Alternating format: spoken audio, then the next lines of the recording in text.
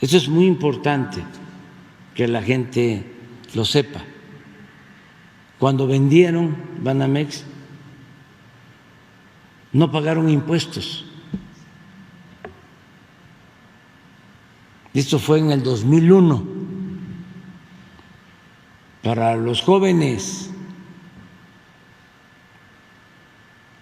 porque el que tiene 20 años todavía no había nacido y ya es ciudadano después de 18 años. Entonces, esa es una historia, aunque reciente, ya de varios años para los jóvenes. Entró el nuevo gobierno de Fox y quienes tenían Banamex, quienes lo habían recibido en la privatización, cuando Salinas entregó Banamex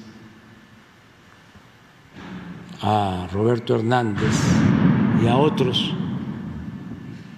banqueros o dueños de casas de bolsa, se quedan con el banco, viene la crisis de finales del gobierno de Salinas, de principios del gobierno de Zedillo, y se decide rescatar a los bancos con el FOBAPROA. Entonces todos estos bancos son rescatados, los limpian, los rescatan con dinero público.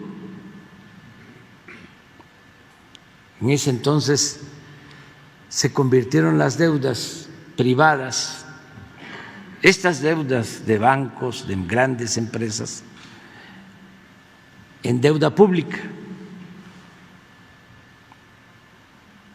Se emitieron bonos de la tesorería y esa deuda llegó en ese entonces a $1 billón y por esa deuda desde entonces se paga intereses.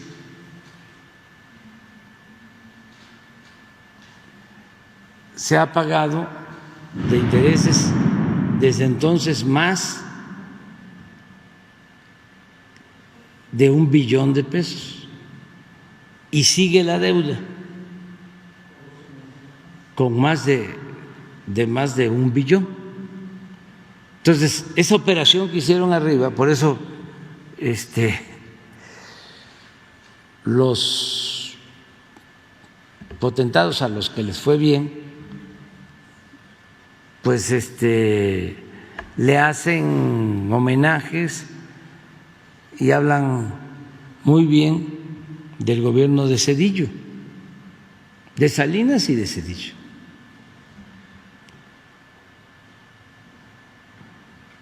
¿Los consideran buenos gobiernos? Pues sí, porque a ellos les fue muy bien.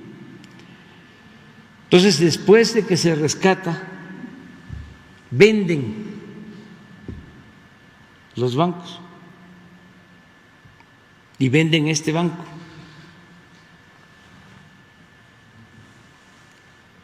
En $12.500 millones y tenían que haber pagado alrededor de $3.000 millones de impuestos. No pagaron, porque entonces había una ley donde si estas operaciones se hacían en bolsa no se pagaban impuestos. De ahí se agarraron para no pagar nada. Si en vez de que Citigroup hubiese comprado Banamex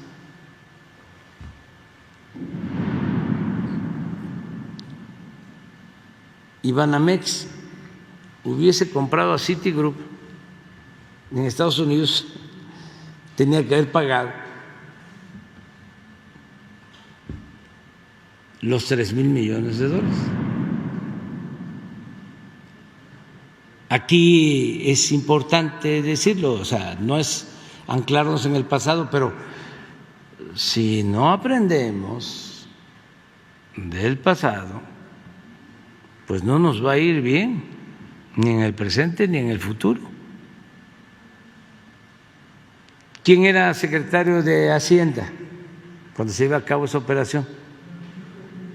Francisco Gil Díaz, que había trabajado con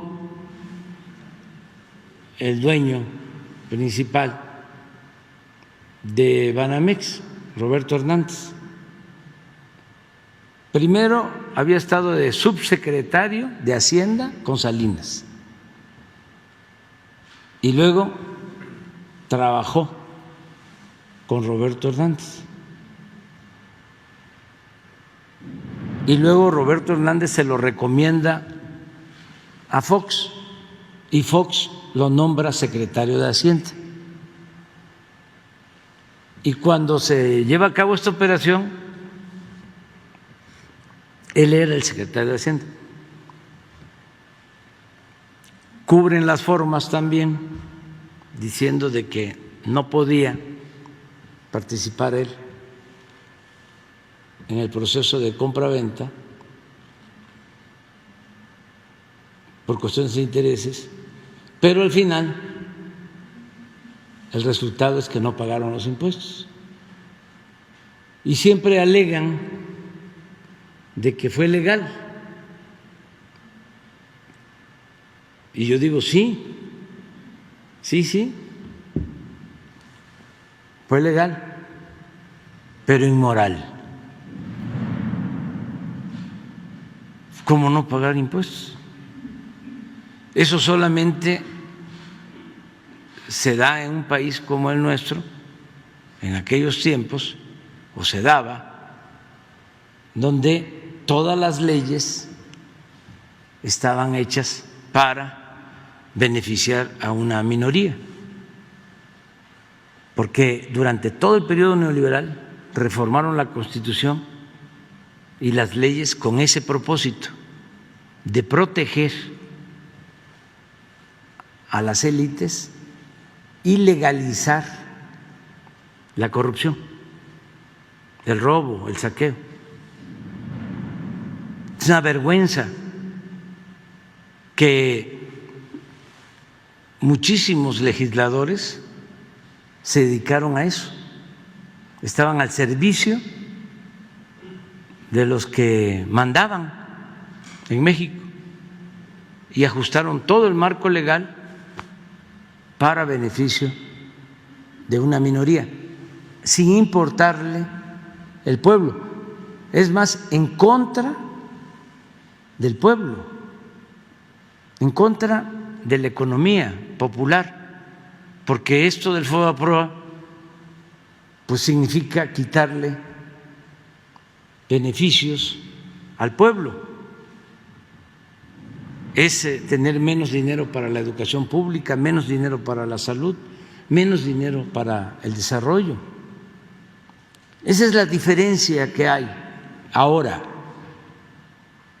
Entonces, si se vende, como va a suceder, Banamex, nosotros vamos a cobrar los impuestos, depende de la cantidad en que se venda, se está hablando de 30,000, 40,000 millones de dólares, a lo mejor es mucho, quién sabe, va a haber una licitación y lo que queremos, además de que vamos a cobrar los impuestos y esto va a ingresar a la hacienda pública y va a ayudar al desarrollo del país, además de eso, lo que queremos es que se mexicanice el banco. Ya dije, no somos chauvinistas, no estamos en contra de extranjeros, pero sí se obtienen ventajas si el banco está en manos de mexicanos, porque las utilidades, por lo general, de los bancos extranjeros se van de México, se llevan las utilidades, no reinvierten en México las utilidades. Y siendo empresarios mexicanos, hombres de negocio de México, pues sí hay un poco más de garantía de que se reinviertan esas utilidades, que no son pocas las utilidades, es muchísimo, porque la banca en México tiene utilidades por intermediación, por costos de intermediación, que no se dan en otros países. Nosotros hemos respetado eso, no hemos cambiado ese marco legal, pero sí son bastantes las utilidades. Entonces, si logramos que sean mexicanos, pues sería un avance. Y luego está el patrimonio cultural que tiene ese banco, que tenemos también que cuidar, que no salga del país, que se quede en México. Estamos hablando de edificios, estamos hablando de colecciones de arte, pues de los mejores artistas, pintores de México y también del mundo. Entonces es una colección extraordinaria de arte y de cultura que tiene la Fundación Banamex.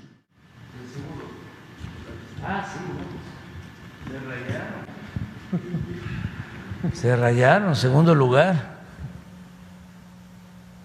15,848 millones, 5,000 con Felipe Calderón y 10,000 con Peña. Eso es lo que sucedía. Eso es lo que los tiene molestos y a veces ni siquiera a los dueños, sino a los que se creen también empresarios de altos vuelos y aspiracionistas. Eso es lo que no les gusta, porque lo peor es que se apoye la corrupción. Yo puedo aceptar pues que no les guste que el Estado participe en la educación, participe en la salud, cumpla con su responsabilidad social, que no les guste, que quisieran que el Estado solo fuese policía o un comité al servicio de una minoría, pero que además de eso aplaudan la corrupción, estén en contra de nosotros por no permitir esto. Se necesita ser masoquista, con todo respeto. ¿Cómo defender un modelo así? Porque esto nos afecta a todos, a la mayoría. Pero esto ya no aplica. Y a ver si por esta situación, que no es culpa solo de ellos, es culpa de la autoridad, o sea, de ellos y de la autoridad. Es una relación de complicidad, de componendas que existía. Porque como un presidente, un secretario de Hacienda, un director del SAT va a condonar esa cantidad de impuestos al mismo tiempo que están cobrando impuestos a los trabajadores, a todos, y además hablando de que no pagan impuestos los ambulantes y que hay que cobrarles impuestos, y no pagan impuestos los que trabajan en la calle. Pues sí, pero ¿con qué autoridad moral se ponen a hacer esos planteamientos? O sea, ¿por qué ese doble discurso? ¿Por qué esa hipocresía? Porque durante mucho tiempo ellos hablaban de que el problema de México, y por eso se necesitaba una reforma fiscal, era de que todos los del sector informal no pagaban impuestos, y que si se incorporaba a los del sector informal a los registros, los padrones de contribuyentes, con eso se resolvió el problema. Imagínense cuánto se puede recaudar de la gente que se busca la vida en la calle. Para esto, nada más que esto era la política, ¿no?, de las alturas. Y eso es lo que molesta a muchos, porque los de arriba pues ya lo han ido entendiendo, pero el coraje les queda todavía a sectores de clases medias y desde luego a comunicadores, intelectuales orgánicos, que eran los que servían de alcahuetes para envolver todo esto, ¿no?, y ofrecerlo como la panacea. Yo estoy muy contento porque advierto, se los he dicho varias veces, de que hay un cambio de mentalidad en nuestro pueblo, y ese cambio de mentalidad va acompañado también de un sector muy inteligente que argumenta, crítico, que participa en las redes sociales y en el debate público, y es algo pues muy alentador, porque hay argumentación que no había anteriormente. Era una sola opinión, eran boletines.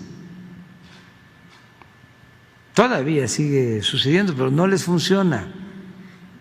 Por ejemplo, ya empiezan a aceptar de que es una gran obra el aeropuerto Felipe Ángeles, pero ahora en coro ya, todos,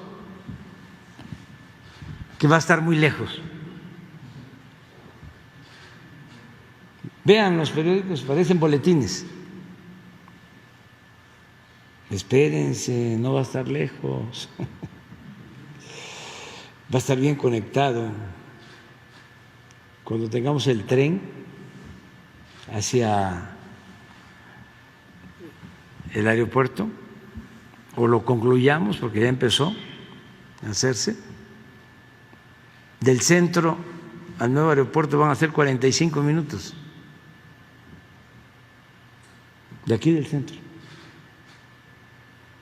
Estamos ampliando la autopista a Pachuca, que no se hablaba en un tiempo en hacer el aeropuerto en Tizayuca,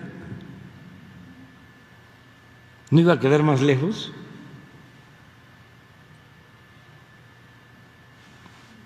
¿Y cómo están los aeropuertos en el mundo?